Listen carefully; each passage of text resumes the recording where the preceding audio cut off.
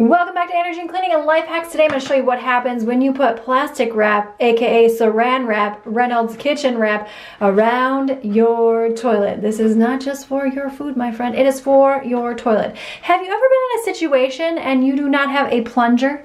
Maybe you have recently moved. Maybe you are camping and you have something like this laying around. Let me show you what to do. Cling wrap, by the way, I gotta know, what do y'all call this stuff? Let us know in that comments box below. So I use two good pieces right here, and you cannot use press and seal. You need plastic wrap. I've tried the press and seal. It does not work.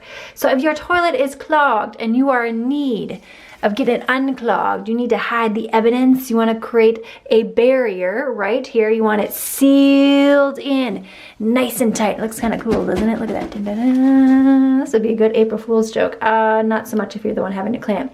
So this is what you want to do.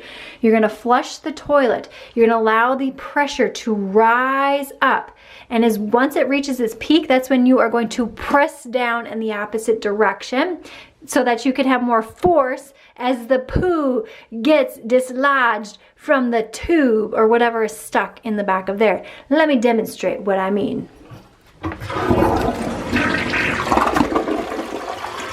Now that the toilet has stopped running and I can hear you, then you're just going to take this, clean your hands as per usual. By the way, I did clean this toilet before this demonstration for you. If you're wondering what happens when you put washing powder in your toilet, click the video on screen now, give this video a thumbs up, sign up for the weekly newsletter, and I will see you, my friend, in the next one.